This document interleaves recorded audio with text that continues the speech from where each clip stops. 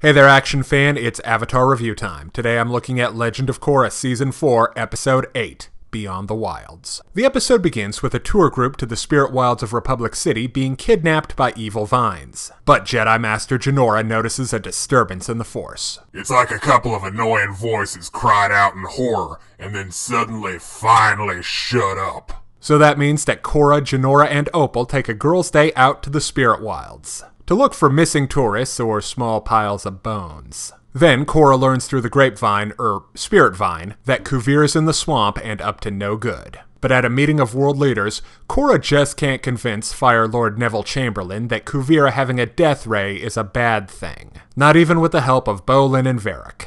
Meanwhile, Jinora's been kidnapped by vines and put into some sort of pod. And I've seen enough B-movies to know where this is going. Yeah? Where's that? Plant zombies. Korra tries to rescue everyone by going into the spirit world, but she's got some Zahir-shaped blockage. So that means it's off to a high-security prison for a face-to-face meeting with a dangerous killer. Well, hello, Korra. And with a little help from Zahir, Korra gets her groove back, reunites with Rava, and rescues the tourists. Over at the B-plot, Opal and Lin are headed out to the Earth Empire to liberate some POWs. And they're joined at the last minute by Bolin, who's dressed as Axton for some reason. This episode is fantastic. Korra is great here. She's using her more supernatural abilities again, like Spirit Vine remote viewing, Water Spirit Charming, and Astral Projection. And she's no slouch in the bending department. But I think that's always been true. Not lately. And that's a nice segue into the best scene in the episode. Korra coming face to face with Zahir. This sequence rocks.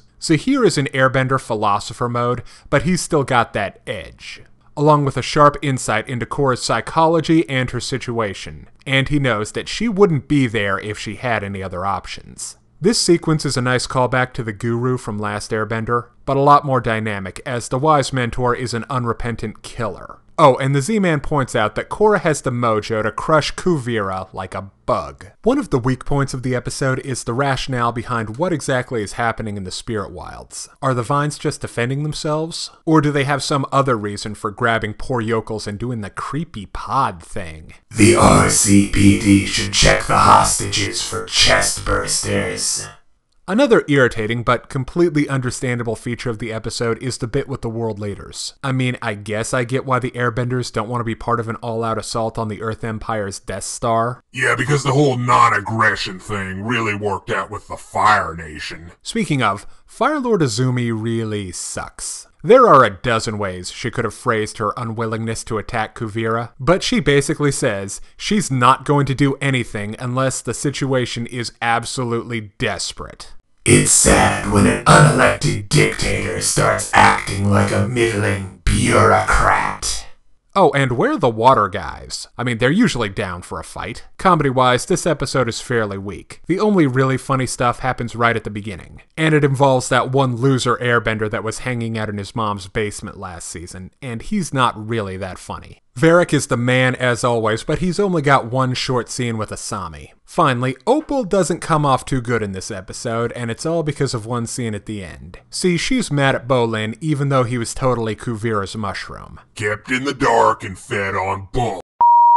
And the only way to make it up to her is for him to risk his life again. Okay, now it's time to break down the good and the bad in Legend of Korra Beyond the Wilds. On the good side, Korra and Rava are back together and doing neat spirit stuff. And all it took was a little help from Zahir, who's both wise and scary. On the downside, the politics of stopping Kuvira are tedious. What was up with those vines anyway? Beyond the Spirit Wilds lacks a strong comic punch, and Opal...